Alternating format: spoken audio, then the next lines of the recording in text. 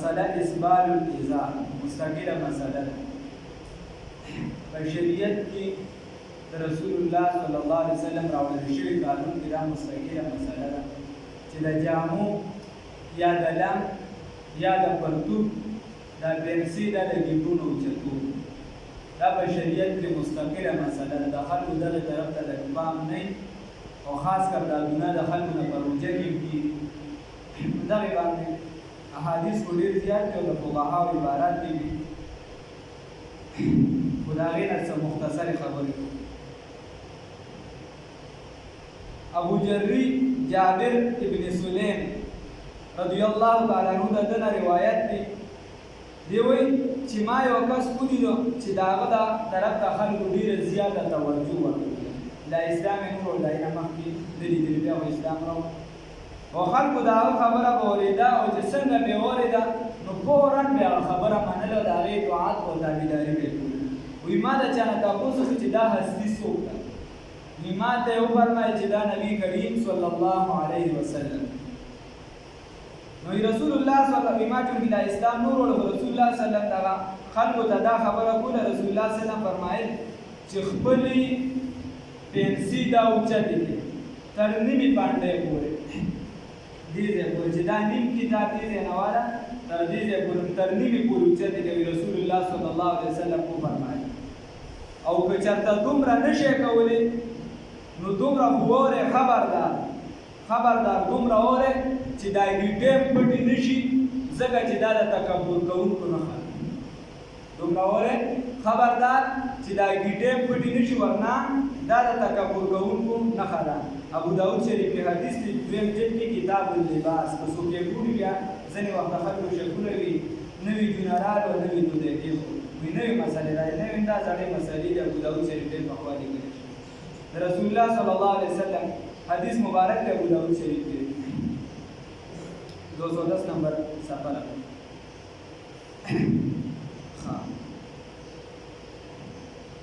رسول اللہ صلی اللہ علیہ وسلم حدیث مبارک تھی بل ابو داود شریف کتاب اللباس کے دام میں حضرت ابو ہریرہ رضی اللہ تعالی عنہ نے روایت دی چې یو کس مونږ کو خیال کې ها یو کس مونږ کو او ددو دا پنسي چې دا ښکته وي دا ښکته وي دغه مخکې چې دا د منځه نه بار خبره ده ښه صرف د منځه دپاره پنسي وي دغه مخکې بار خبره وه او دا چې ده نو دا اوس د منځه خبره ده یو کس مونځ کو او د ده پنسي ښکته وي نو رسول الله صلی الله چې ده مونځ وکړه رسول الله صلی الله علیه وسلم ورته لاړ شي او دوباره اودس وکړه هغه لاړ اودس یې وکړه بیا راغی مونځ یې وکړه بیا چې کله مونځ وکړه د هغه پنسو ته خیال نه و بیا یې پنسي ښکته رسول الله صلی الله علیه وسلم ورته بیا لاړ شه اودس یې راکاږه بیا یو که بیا راغی باندې درې پیرې دا عمل پې وکړه رسول الله صلی الله علیه وسلم بیا یو صحابي ته پوښتنه وکړه چې صیب په ده ولې څه وجه ده په ده بار بار لمونځ کوې رسول الله صلی الله علیه وسلم ورته وفرمایل چې د هغه کس خدای پاک مونځ نه قبلوي د چا چې پنسي ښکته یې ګیټې د هغه خدای پاک مونځ نه قبلوي نو دا رسول الله صلی الله علیه وسلم د دې حکم د اهمیت د وجې وکړو ورنه نور حدیث بیا شته مونځ قبلېږي خو دا حکم د اهمیت یې ورته و چې د دې دومره اهمیت دی فرضیت خو ساکېدېږي ستا فرض که وشو خو هغه ثواب پې خدای پاک نه ورکوي قبولیت یې نشته صحیح ابو ذر غفاري رضی الله تعالی عنه فرمایي چې رسول الله صلی الله علیه وسلم وفرمایي چې درې انسانان داسې دي درې انسانان لا یکلمهم الله چې الله ورسره خبرې نه کوي د قیامت په ورځ ولا ينظر الیهم او دې ته به نظر هم د رحمت نه کوي یوم القیامت په ورځ د قیامت ولا یزکیهم او دې به پاکوي هم نه ولهم عذاب علیم او د دې لپاره به عذاب دردناک وي قلت ابو ذر غفاري صاحب وایي ما ورته وایي من هم یا رسول الله صلی الله علیه وسلم اے نبی کریم صلی الله علیه وسلم دا څوک دي ما ته قد هابوا وخسروا فاعادها ثلاثه وی ما ته وی چې نامراد شو تاوانیان شو درې پیری وی چې نامراد شو تاوانیان شو بیا وی چې نامراد شو تاوانیان شو وی ما ته بیا تاسو قلت من هم یا رسول الله صلی الله علیه وسلم دا څوک دی نبی کریم صلی الله علیه وسلم وی بیا وی خابوا وخسروا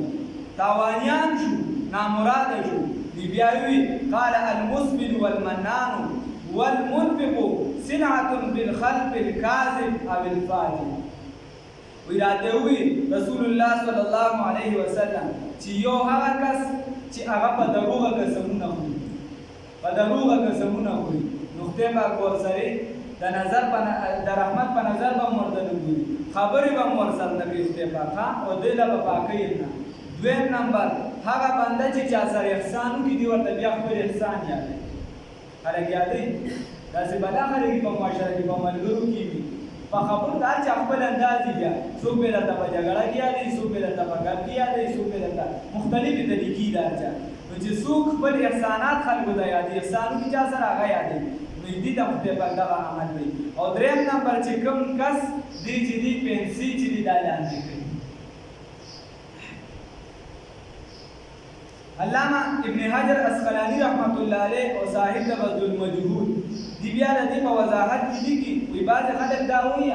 چې دا خو څوک تکبرن کوي، چې د تکبر د وجې څوک ډېر پټوي نو دا هغه مراد دي. نو هغه ورته وایي نه وی که د تکبر د وجې شي نو بیا خو اصل ګناه کبیره ده، تکبر خو ځان له ګناه کبیره ده. او هر چې ظاهر د احادیث وي، ظاهرا چې کوم حدیث دي د دې نه حراموالی ثابت دي، د دې نه حراموالی ثابت دي. بخاری شریف حدیث دی باب ما اسفل من القابین فی النار، دا یو باب د امام بخاری رحمت الله علیه چې څوک پنسي لاندې ساتي. هغې کې د ابو هریره صاحب یو حدیث رسول الله صلی الله علیه وسلم فرمایي عن ابي هریره عن النبي صلی الله علیه وسلم قال ما اسفل من الكعبین من الازار فی النار. رسول الله صلی الله علیه وسلم فرمایي چې د پرتوب یا د لنګ کومه حصه چې د ګیټې نه لاندې وي دا به په جهنم باندې سوځي. دغه حصه الله مو وساتي، دا په جهنم باندې سوځي، الله مو وساتي. حضرت سالم ابن عبدالله د ده نه روایت دی، دا د بخاري شریف حدیث دی د دویم جلد. او دی وایي د خپل پلار نه حدیث کوي چې رسول الله صلی الله علیه وسلم فرمایي چې یو کس تکبرن به پنسي لاندې کړی و ګرځېده به، الله رب العزت په ځمکه باندې دننه کو تر قیامته پورې به دغه شان روان وي.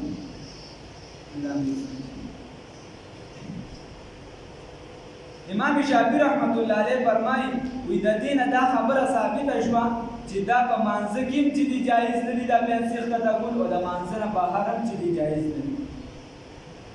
وفي قصة قتل عمر أنه قال للشاب الذي دخل عليه ارفع ثوبك فإنه اتقى لثوبك فإنه أنقى لثوبك واتقى لربك واتقى لربك. فقصه د عمر رضی الله عنه کله زخمی شو، د ده وینه روانه وه، او کله اخري وخت دا خبره ده ما ته صرف هغه مقصودي عبارت راوچت. په دغه وخت کې چې کله د ده اخري وخت او وینه د ده ډېر سخت، په دغه وخت کې یو نوجوان د ده تپوس ته راغی چې هغه کله ده ولیده نو د هغه پنسي ښکته وي. عمر رضی الله تعالی عنه هغې ته ویل چې دې رانږدې کړې، چې کله هغه رانږدې کړه نو هغه ته ویل چې بچي دا خپلې پنسي یا دا لم دا اوچت کړه، ځکه چې دا ستا د جامو پاکوالی دی او ستا د رب د رضا سبب ګرځي، ستا د رب د رضا سبب ګرځي. ابن عربي رحمت الله علیه فرمایي، محمد ابن عربي رحمت چې لوی بزرګ د زمانې تېر شوی دی، د تصوف لوی امام، وی یو کس لم دا جایز نه دی. قال ابن العربي لا يجوز للرجل ان يجاوز بثوبه كعبه ويقول لا اجره خيلا لانه اوږد روایت په بخاري را نقل کړی شان ورشا کشمیری سے وی چې دا یو بنده د پاره دا جایز نه دی چې دی پنسو سره ګډیم پټي او بیا دا وایي چې زه د تکبر د وجې دا نه کوم، چې دا وایي چې ځکه وایي چې رسول الله صلی الله علیه وسلم دا وفرمایي چې دا نښه د متکبرینو ده، نو بیا د نیت کړي او که نه یې کړي اختیار ته دا کوي چې ګډې دې نه کړي. حالانکې تصوف والا هغه ډېره زیاته نرمي کوي. ابن عربي صاحب چې د تعلیمات وګورئ هغه دومره نرمي کړې ده چې ځینو خلکو کې د کفر فتوا بیا لګولې ده، دومره هغه نرمي کړې ده په مسایلو کې. هغه وایي دومره یو کس نرم شي، هغه وایي ابن عربي رحمت الله علیه فرمایي چې یو کس د سره دا جایز نه دي چې دی په خپلو کپړو سره یا په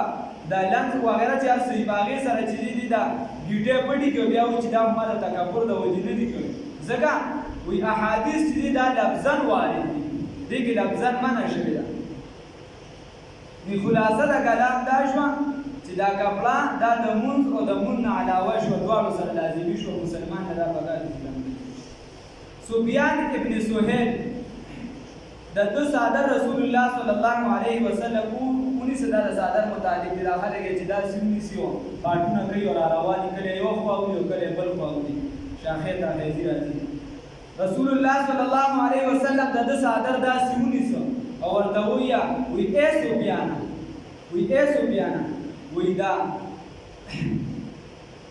وی دا ولې دا پیسې کړه صادر دی ولې کړه کړی د ګیرونه وی حالان کې الله رب العزت هغه بنده نه خوښوي چې هغه دا صادر د ګیرونه کړي. بیا د دې په شرح کې علما لیکي چې د دې نه که څوک پټکي مراد شي یا کمیس دومره غټ دی چې ځان دومره صوفي کړي چې کمیس یې چې دې ګیډې پټوي یا چې ځینې وخت یو کس په دغه کې راشي لکه بعضې خلک لیکلي هم دي دغه شان او کوي هم داسې بارې دا شمله ډېره اوږده نو دونه خو څوک نه اوږده خو که بیا چېرته فقها وي داسې وشي چې دومره اوږده کړي تکبر یې دومره زیات شي چې ځان پسې راښتي هغه هم په دې حکم کېږي چې د بدن هره جامه چې په بدن دننه یو چې د لاندې طرف جورابي وغیره هغه دې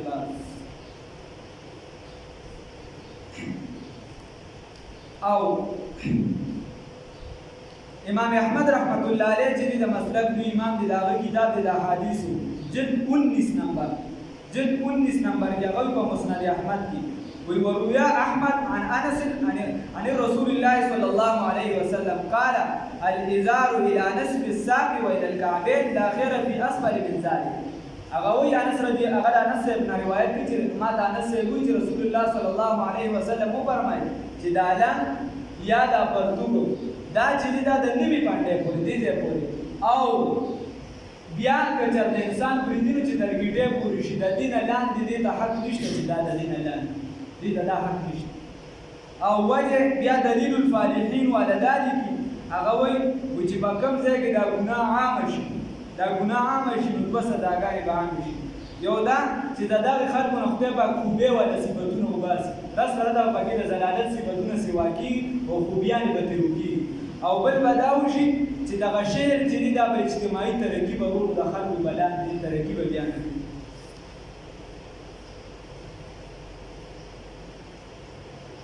امام مجاهد رحمت الله علیه فرمایي کان یقول من مس ازاره کعبه لم تقبل له صلاته. وی دا چا چې دا لنګ یا پرتوب چې دی دا صرف دا ګیټه دونه مسه کې چې معمولی حصه هم پټه شي معمولی حصه ټوله ګیټه هم نه نو دا د سړي مخالف دی نو دا دو مونځ چې دی دا د سره خدای پاک نه کوي فرضیت به ادا شي خو مونځ خدای پاک نه کوي.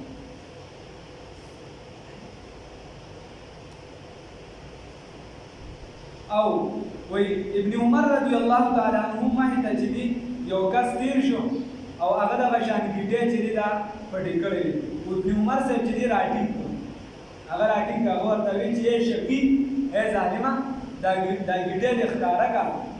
دوه الفاظ راوي چې ورته استعمال کړي یا ورته دا وی چې دغه شامل ته حکم رسول الله صلی الله علیه وسلم کړی او یا ورته دا الفاظ استعمال کړي رسول الله صلی الله یا ورته دا الفاظ استعمال کړي رسول الله صلی الله علیه وسلم بداسي دې دوه کې ورته یو خبره او زمان وزیر دي او یا ورته دا وی چې حکم من رسول الله صلی الله علیه وسلم داسې کړی او یا ورته دا وی چې طریقه د رسول الله صلی الله علیه وسلم دا وسیله د دې نچوړ بیا شام ورشه کشمیری سره دي کې هغه وی چې نچوړ د ټول نه دار وته چې ګیټه په ټول که تکبران وي هغه مو اصل منع د تکبر خو ځان له یو ګناه دا واسه مستقل بنده ده خو د دین علاوه د دې احادیثو نه ثابت شو چې دا که د تکبر د وجې یو انسان په ولوي چې زه تکبر نه کوم نو زړه کې مې بیا باندې اختیار کوي ځکه چې دا د متکبرینو نه خاطر حرام دي که چېرته چې دا زوړ چې دا ورته خیال بیا په حرام کې مبتلا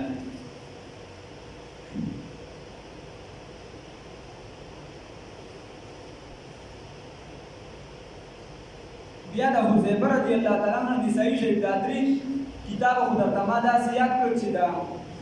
اهل سنت والجماعت په دې اتفاق د مسلمانانو بلکې د شیعهګانو موږ سره د اکثریتو چې راویان دي په بخاري شریف کې بلا شي د هغې دا اتفاق دی چې دا شپږ کتابه چې دي نو دا مضبوط کتابونه دي په احادیثو کې دا درې کتابه دا بخاري شریف او ابو داود شریف او اوس د نسائی شریف د حواله دا درته ما د هغې نه پېښ کړي دا حواله او مسند احمد چې دي هغه بعض علما چې دي هغې له ډېره لوی ترجیح ورکوي د دې په مقام کې نه څه بعض دې سره برابر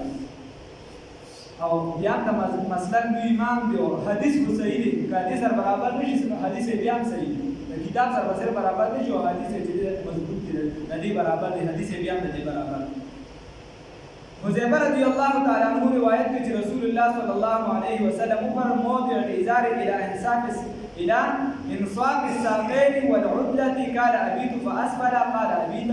فمن وراء الساق ولا حق للكعبين في الإزار هذا حديث لن بدل قراوية حذيفة رضي الله عنه أي بدل ورسول الله صلى الله عليه وسلم فرمایي چې د پرتوګ د دې حد چې دا نیمه باندې د پنځو د پرتوګ نه چې کومه پنځه وغیرہ وي د دې نیمه باندې پورې حق دی که هغه پورې نشي او که انسان کوي نو بیا دې نو کې چې باندې ته دی ورورسي باندې ته دی ورورسي ورا السا ولا حق للكعبين في الازار او حق نشته دی للكعبين في الازار چې دا ګټه للازار چې دا په پرتوګ کې راشي دې ته دا حق نشته رسول الله صلی الله علیه وسلم چې دا کوم سنت د بارا الله رب العزت ورته د رحمت په نظر باندې لګوي کوم عمل او چې دا کوم حکم د اطاعت پر رسول الله صلی الله علیه وسلم خپل پسمه مبارکه باندې کینا صدا حدیث هم کې بلا حدیث ما باندې سوي او په مبارک یو صحابي دا رسول الله صلی الله علیه وسلم خپل مبارک لاس کې خود چې صحاب دي د پرتوب له چې دا راګیته پټي د دین اعلان دي او دا کوم سیس چې رسول عمر رضی الله تعالی عنہ په وخت د شهادت حکم ورکړ نو په هغه کې د هغه اهمیت باندې چې ټول امت اتفاق کوي څه په دغه اختلاف نشته د ټول امت په اتفاق کې نو مسلمانان په دې حکم کې ولې کوتاهي پکار دي چې دا عمل په دې کې خاص خیال ساتي الله رب العزت تعالی توفیق راکړي دا یو څه خبرې دي سره منته د زنانو مسله ده زنانه به ګډه پټي دي پکار نه څلورو مې سي بیا کار شو دای بیا موږ کېږي د سړی او د خزې په دا فرق کې چې د سړی په ګډه ښکارای او د خزې په چې د دې په ګډه پټي الله رب العزت تعالی توفیق راکړي